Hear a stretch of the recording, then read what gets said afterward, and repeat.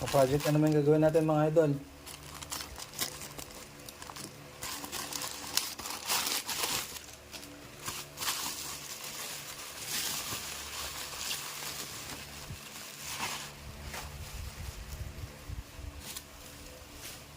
Oh, nadali na naman ni JNT ba yun? JNT nga.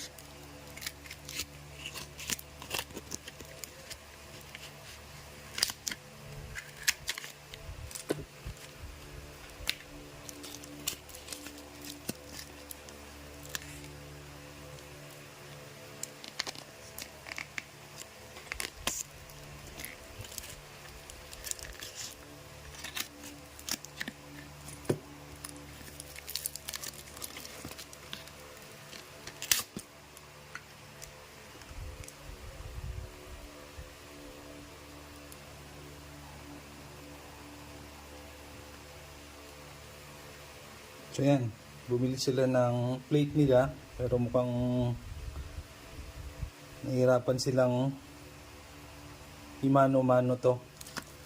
So isi-CNC natin siya.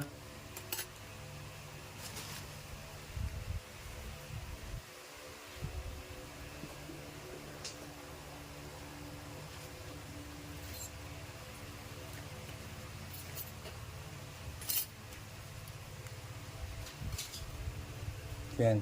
So ito mas matigas kasi sa aluminum. So tingnan natin. First time kong gagawa ng ganitong materyales kaya subukan natin pag kaya. Pero yan siya.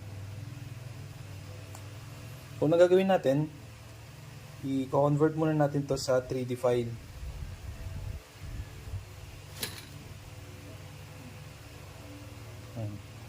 So pinakamadaling gawin, i-scan to tapos i-trace lahat ng mga to.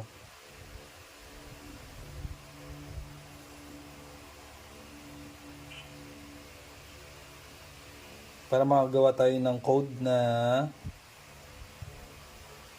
i-execute ng CNC natin.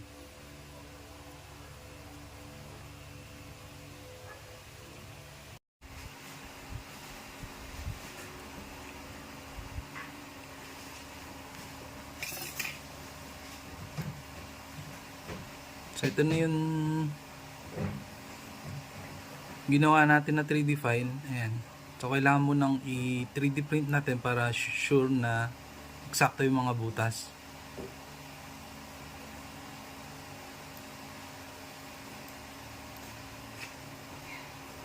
So yan. Ito nilakayan natin to para mas madaming tubig yung bumaba. Dito kasi medyo maliit lang.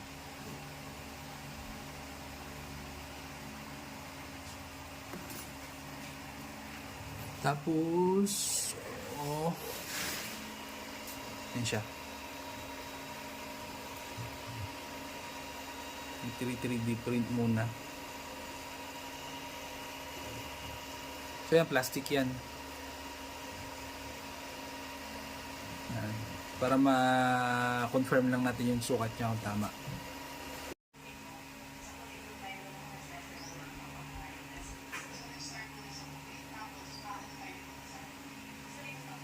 So yan, after natin ma-confirm na okay naman yung mga butas,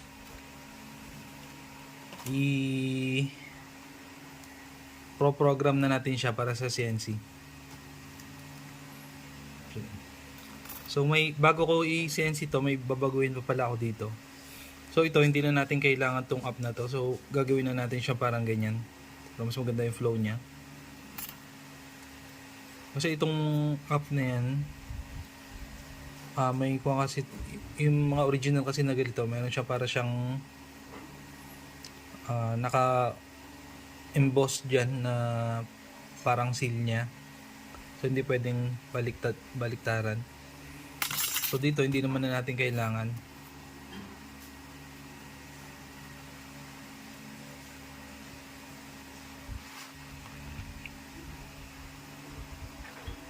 So yan.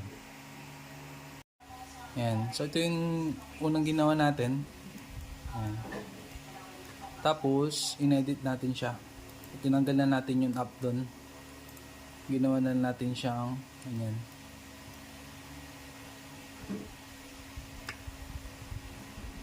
Yan. After na design na yan, pakita ko yung program ng CNC. So ito, may 1, 2, 3, 4. So meron siyang 4 na gagawin. So una, packet. So yan, bubutasan niya yan. Gamit yung 6mm na talim. After that, gagamit tayo ng 3mm na talim para dito sa mga butas ng studs. Tapos sa maliit, drill na lang yan. Tapos yan, pinakahuli contour para humiwalay siya dito sa plate natin. Yun, i-export lang natin siya sa CNC. A few moments later.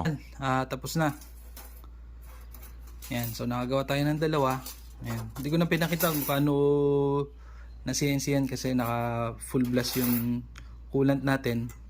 Yun, magtatalsikan yung coolant pag binuksan ko yung CNC.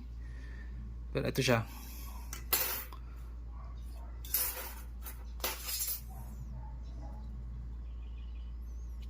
So, ganyan. So ganun lang yung process natin pag papagawa kayo ng mga gasket. Yun. So kahit sabihin man natin na simpleng part lang siya ng motor, may process pa rin niya kasi may mga sukat siya na importante. So hindi pa pwede yung picture lang, or kung gusto nyong hindi na magpapadala ng sample, pwede naman i-drawing nyo, pero yung drawing nyo dapat yun para siyang detailed naman. Meron yung diameter niya, kung gaano kalayo yung mga yan, yung ganun.